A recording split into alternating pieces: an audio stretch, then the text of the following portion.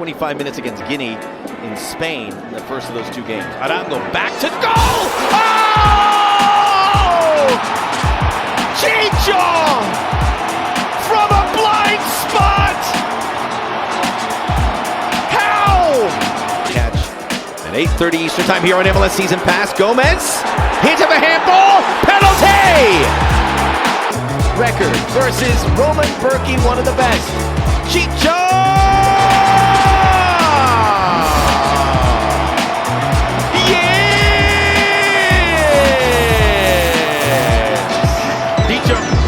Luna keeps his feet.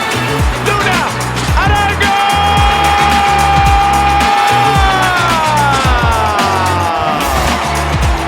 It's lucky 13 for Real Salt Lake.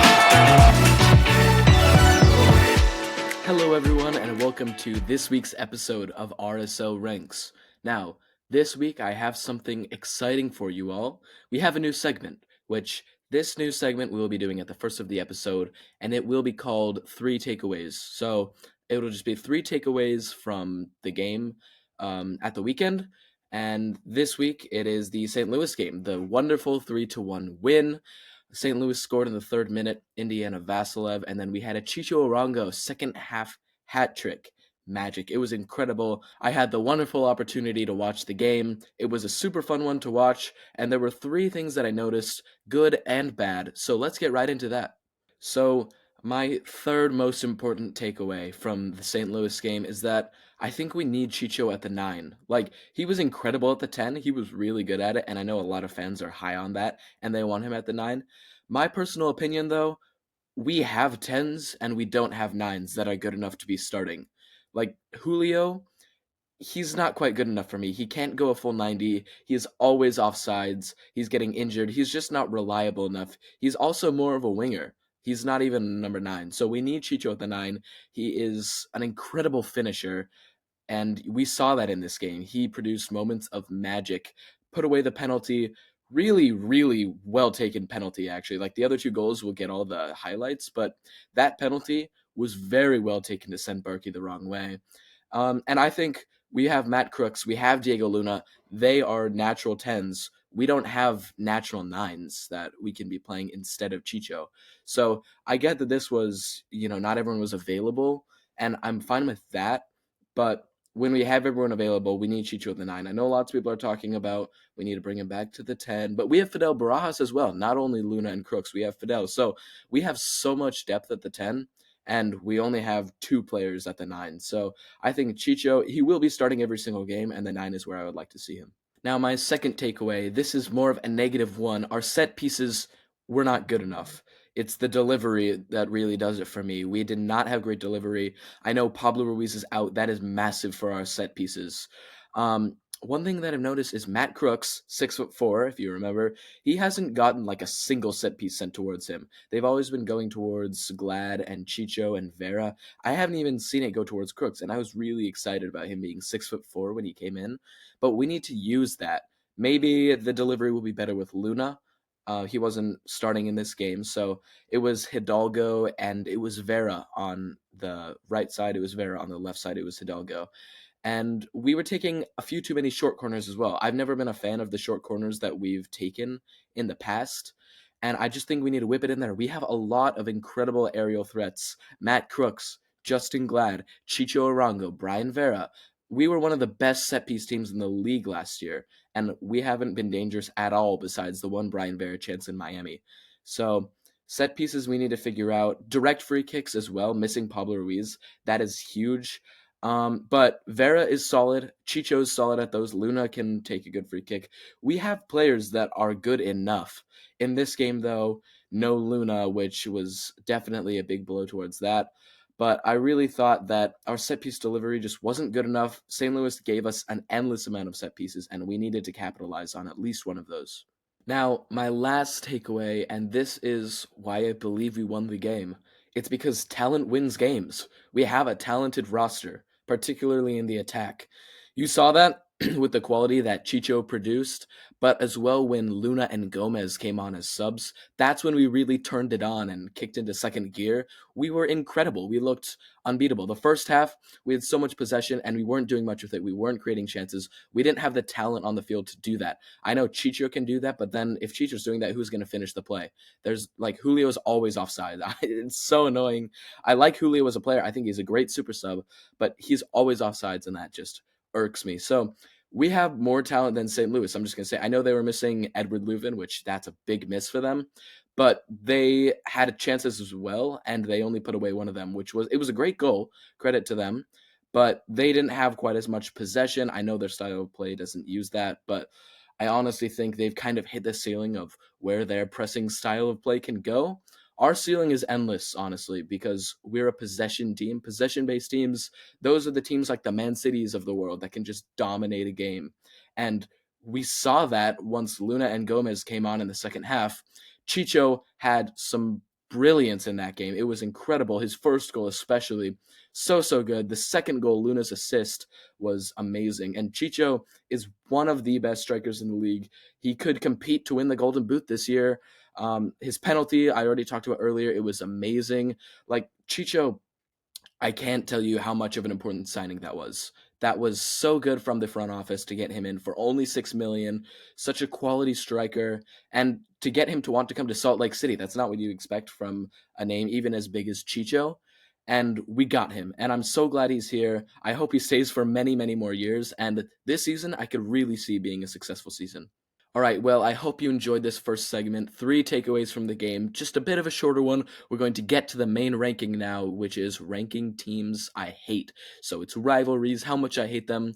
Let me know if you enjoyed these 3 takeaways, and let's move on to the next segment. Welcome to the main segment of RSL Ranks. I hope you enjoyed that little match recap ranking that I'm trying out. We are actually jumping back in time.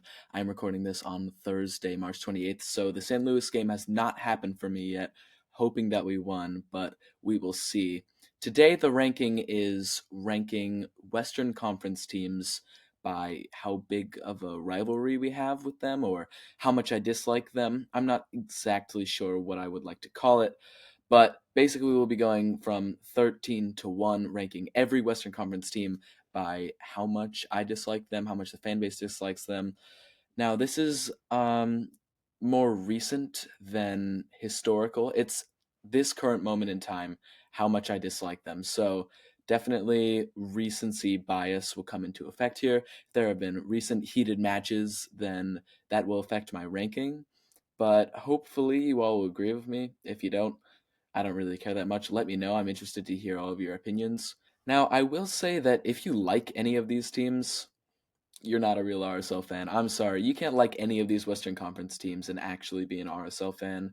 It's just all of these teams I hate. I hate all of them.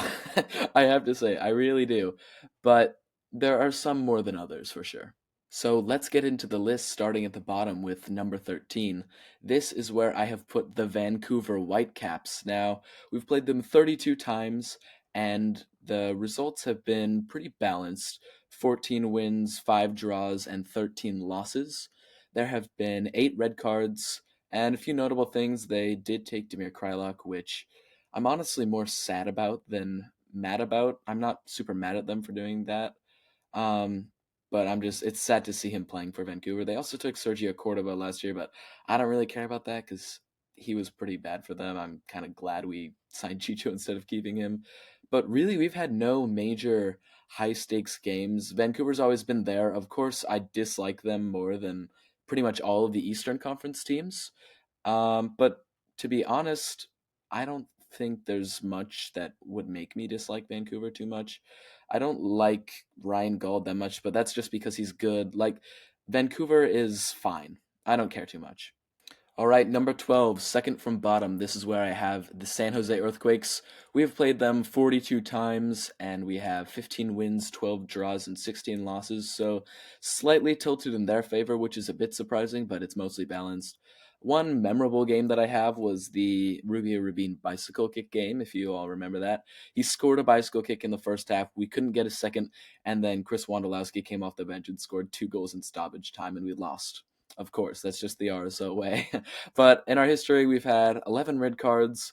So in all, I hated Wando, but don't really care about San Jose too much. They've been around for kind of a while, and it feels like there's never been much of a rivalry.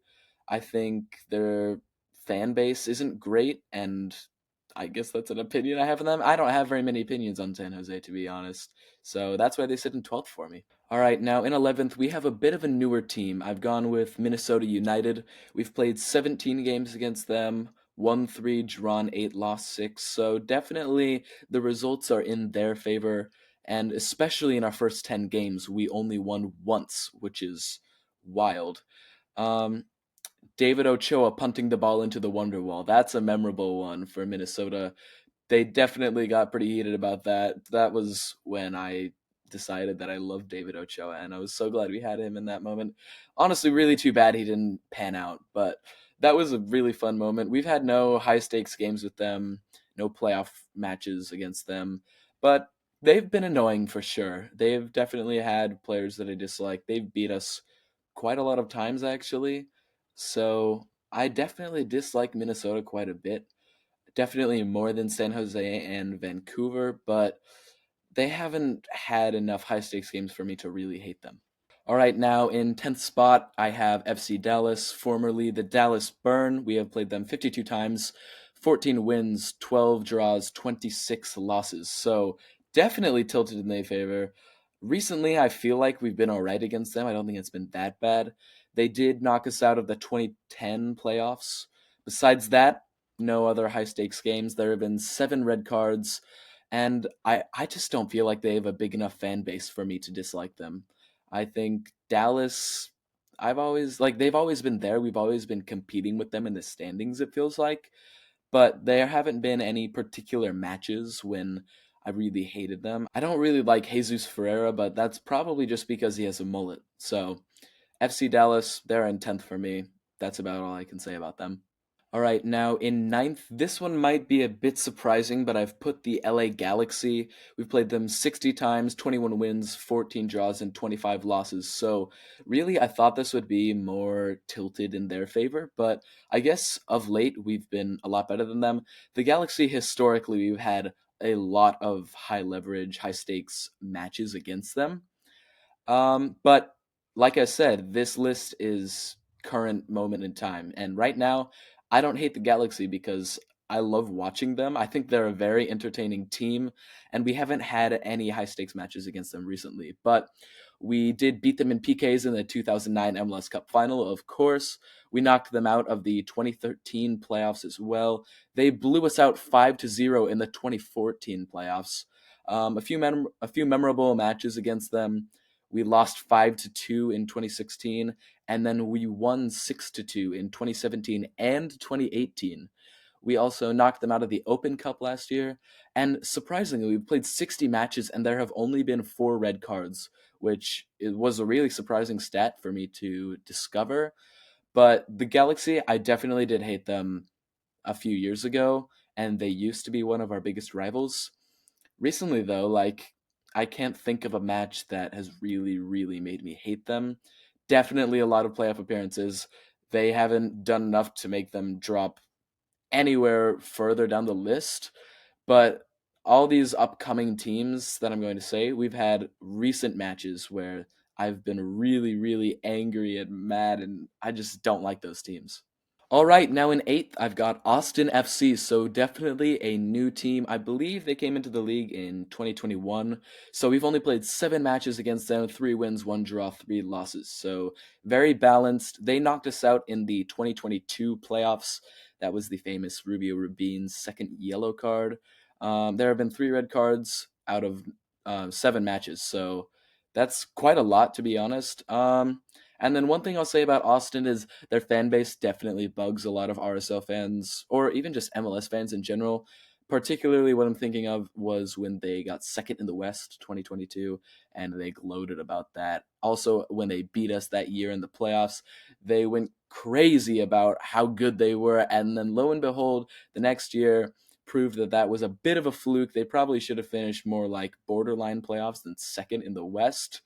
But anyways, Austin, I think that penalty shootout in 2022 was quite spicy back then. I don't think last year we really had any major matches against each other, but Brad Stuver, don't like that guy because he saved penalties against us for sure. So I think Austin, I have disliked them. There have been a lot of red cards. There was the memorable 2022 season against them, but nothing last season. So not super recent, but fairly recent. All right, now in seventh, I've put St. Louis City SC. Last season was their first season, so we've only played 3 matches. Well, I guess by the time you're watching this, we've played 4. But at the time of recording, we have won one, drawn one, and lost one. They smashed us 4-0 in our home opener last year. That is the memorable one that really made me not like them at all. I was at that game. It was very cold. It was not fun at all. But then there was also the Diego Luna breakout game in St. Louis last year, which comes to mind. And I think this could be a very fun rivalry. I don't think it's there yet, but I'm hoping that we have some playoff matchups, some Open Cup, Leagues Cup matchups, some high leverage matchups to really make me hate them even more. I think, St. Louis, they could be a fun rival. I would like that. But in the 3 matches we've had, I feel like there have been a lot of tense matchups for sure.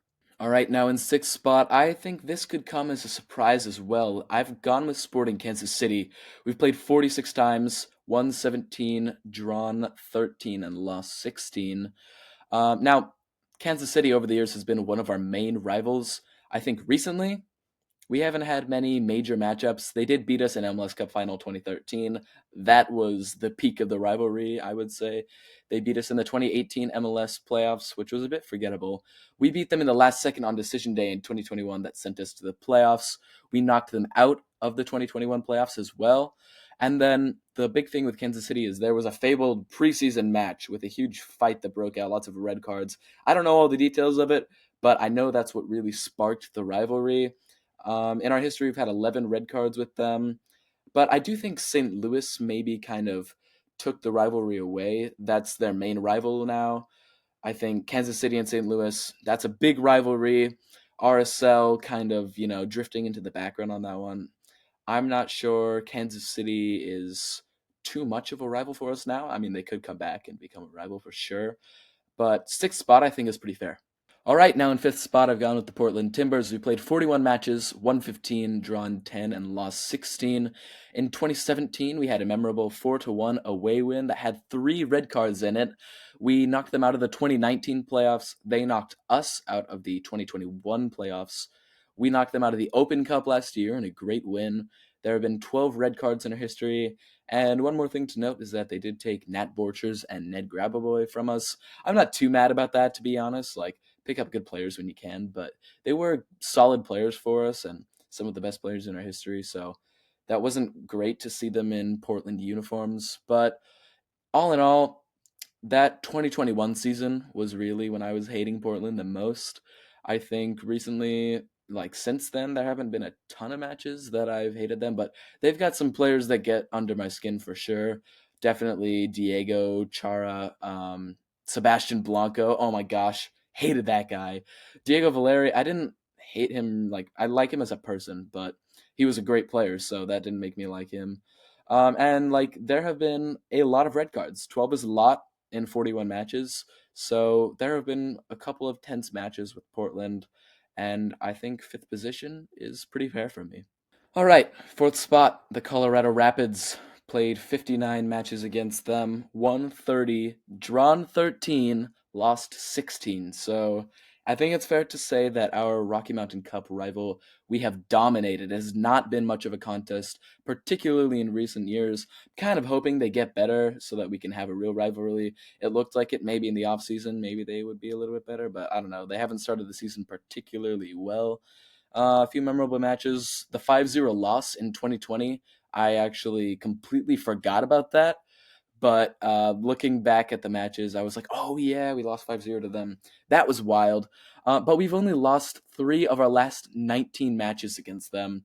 Last season, we knocked them out of the Open Cup. There have been 12 red cards out of 59 matches. And then we signed Colorado club legend and former head coach Pablo Mastroeni to be our head coach. And we did get Kyle Beckerman from them, who proved to be one of the best players in our history. So that was a successful signing, to say the least. I mean, Colorado, I think I've said what I've said. They've been a bit of a dumpster fire. I think it would be nice to see this rivalry sparked up again, since they're like supposed to be our rivals, but it has felt a bit forced at times. So Colorado, they're in fourth right now, but I could see them climbing higher on this list. All right, now in third spot, and this is where I have put the Houston Dynamo. We've played 43 matches against them, won 13, drawn 14, lost 16, so it's slightly tilted in their favor. But recently, particularly last season, we've had a lot of high stakes matches. They knocked us out of the U.S. Open Cup semifinals last year in extra time. That one was painful. They knocked us out of the playoffs last year over the course of 3 games. It was in penalties, though. So, I mean, those were tense, man. I feel like I hate all of Houston's players. Carrasquilla, Dorsey, Bossy, Hector Herrera. I hate them. Oh my goodness. 11 red cards in our 43 matches against them, and they did take Corey Baird from us, which that wasn't particularly fun either. So, really, their fan base is so weak, and I think there's not much of a fan base rivalry, at least not as much as I kind of wish there could be. But I hate their players, man. That was not fun to watch them beat us over and over again in knockout matches last year. So I'm kind of hoping that they're not that good because I don't like them. But I'm kind of hoping that they are good so that they can spark a rivalry. So that's where I've got Houston. All right, second spot, and this has to be the Seattle Sounders. Played 41 matches against them, 16 wins, 9 draws, and 16 losses. So a balanced record against them. There have been 7 red cards in those 41 matches. We had the 2011 playoff win against them, 2019 playoff loss with a spicy Everton Luis red card, 2021 playoff win in PKs with no shots. That was a fun one for RSL fans, but not in regular time, mostly just in penalties. Recently, though, I feel like we beat them quite a bit. They took our head coach, Freddie Juarez, to become an assistant for them, our captain, Albert Rusnak, as well as our GM, Craig Weibel. So they've been stealing a lot of our players, which has been really frustrating, especially when they've been successful in CONCACAF Champions League and other things. So Seattle, I mean, I don't like them. I don't think anybody likes them, to be honest. They're a successful team. And, I forgot to mention, they took Garth Log away from us as well, GM. So that was a big blow to RSL. I think Seattle, man, this is quite the rivalry. They definitely don't like us. So I'm kind of hoping that we can maybe take a few players from them. All right, now the number 1 spot, the team that I hate the most, the biggest rivalry that we have with, it's got to be LAFC. I mean, who likes LAFC, man? We played 17 matches against them, won 4, drawn 0, lost 13. So we have a horrible record against LAFC. Some memorable matches. The 2018 home opener, we lost 5-1. That was terrible. 2018 playoffs win 3-2. There was the Damir Kreilach karate kick goal. And one very interesting stat. They have scored 3 or more goals in a game in every single season, except for the current one, which we've only played against them once so far. So they pile goals on us every game. Whenever they beat us, they blow us out, it feels like. There have been 4 red cards in 17 matches, and the fan bases really dislike each other, particularly thinking about all the throwing things onto the field incidents that we've had with them. We took Chicho Arango from them, which was pretty fun. I liked that because it feels like that usually happens to us a lot more than we do it to other people. So, yeah, I mean, LAFC, they've been really successful in their short history, and nobody likes to see that. They need to go through a couple more years of pain, I feel like, before they deserve the success. So, LAFC, I don't like them. Basically, nobody likes them. LA Galaxy are obviously their main rivals, but after that, I mean, it's like Seattle and then probably us. So, yeah, LAFC, they have to go number 1. I can't like them. So glad we beat them in that snowstorm game, but you heard them complaining after the game. That just made me hate them even more. So they've got to sit number 1. Well, that will wrap up this video ranking every Western Conference team by how much I hate them or you guys hate them, however you really want to judge it. Let me know your opinions on this. Also, the podcast is now available on podcasting platforms, not just YouTube. So you can find me on Spotify, Apple Podcasts, Amazon Music. I might start working on a few other podcasting platforms. If there's one that you really want me to try to get on, let me know and I will try to put it on there. But thank you for checking me out.